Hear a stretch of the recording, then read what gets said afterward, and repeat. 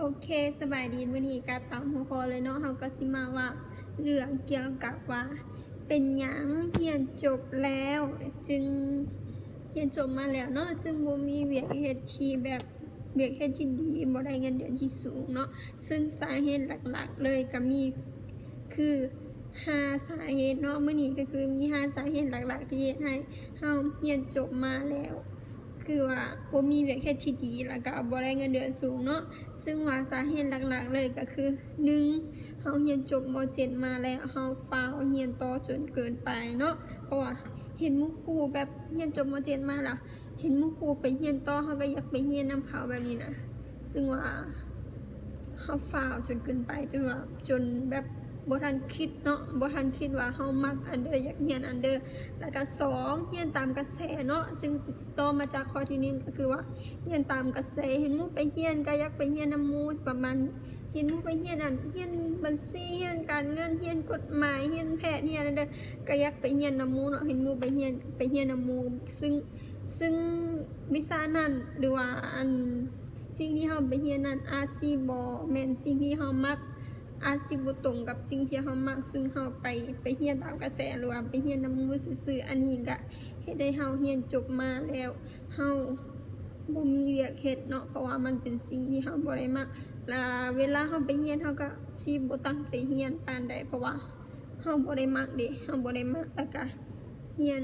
ก็คือข้อ3ก็คือเรียนในสิ่งที่บ่มักนั่นแหละมันก็เกี่ยวข้องกัน1 2 3เนาะเรียนในสิ่งที่บ่มักเฮ็ดให้เฮาบ่ตั้งใจเรียนแล้วก็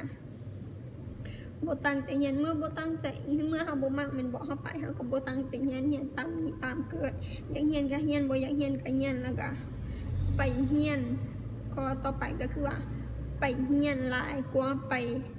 บ่แม่นไปเรียนไปลิ้นแม่นบ่ไปลิ้นบ่แม่นไปเรียนประมาณนี้ไปลิ้นตามไปเรียนตามไปลิ้นว่าซั่นซะไปเรียนก็คือว่าไปนำหมู่ว่าซั่นซะเนาะไปตามกระแสไปนำหมู่พาไปลิ้นก็ไปติดหมู่บ่ดีกับหมู่ก็พาไปลิ้นแล้วก็ที่สำคัญก็คือว่าไปเรียนในวิชาที่เฮาบ่มักแล้วก็เฮาก็ขาดไปเพราะว่าเฮาบ่มักเด้เฮาบ่อยากเรียนแม่นบ่เฮาก็สิไปลิ้นติดลิ้นติดกินไปลิ้นหลายเกินไปก็เฮ็ดให้เฮาแบบ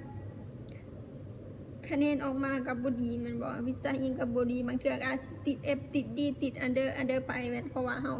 ไปเรียนหลายขาดโรงเรียนหลายอันนี้แหละเป็นสิ่งสำคัญก็คือว่าสิแนะนำเนาะน้องที่ว่าเรียนจบม.7 มาหรือว่ากำลังสิจบม.7 หั่นก็คือว่าก่อนที่สิไปเรียนเนาะก็คือว่าให้คิดดีๆแล้วก็บ่ฟ้าวไปเรียนจนเกินไปเพราะว่าเห็นหมู่จบมาแล้วไปเรียนอยากไปเรียนนำหมู่บ่ฟ้าวเนาะอันนี้ก็คือว่าแนะนำมาเลยว่าบ่ต้องฟ้าวไปเรียนบ่ต้องเรียนตามกระแสคิดดีๆก่อนว่าตัวเองมักอันเดอร์อยากเรียนอันเดอร์แล้วก็จังไปเรียนเนาะเพราะว่าการเฮาเรียนจบมาเฮาก็บ่มีเวียกเฮ็ดเพราะว่าเฮาบ่มักแล้วก็เฮาก็บ่ตั้งใจเรียนเด้เรียนไปเฮาก็บ่ได้ความรู้พอเท่าเดิมหั่นแหละเพราะว่าเฮาบ่มักต้องคิดดีๆคิดว่าเฮาอยากเรียนอันเดอร์ใช้เวลาคิดสักปี2 ปีก่อนก็แทบบ่เป็นหยังบ่เสียเวลากับการเรียนเนาะเฮาต้องออกไปหาประสบการณ์หรือว่าไปเบิ่งโลกอันหยังก่อนก็ได้ไปสอบอาชีพสอบเวียกเฮ็ดไปเฮ็ดเวียกพาร์ทไทม์เฮ็ดอันนั้นอันนี้ก่อนที่สิไปเรียนหั่นแหละเฮ็ดให้เฮาใช้เวลาโดนนิดนึงคิดกับตัวเองอยู่กับตัวเองเฮ็ดให้เฮาฮู้ว่าเฮาอยากเรียนอันเดอร์แล้วก็เวลาเรียนจบมาก็คือว่าได้เฮ็ดเวียกที่ดีแล้วก็ได้เงินเดือนที่สูงโอเคมื้อนี้ก็มีแต่ซ้ำนี้เนาะเป็นเคล็ดลับดีๆแล้วก็เป็นการแนะนำเล็กๆน้อยๆสำหรับนักเรียนหรือว่าน้องๆที่กำลังสิเรียนจบเนาะแล้วก็มีคำแนะนำซ้ำนี้เอาเป็นว่ามื้อนี้ก็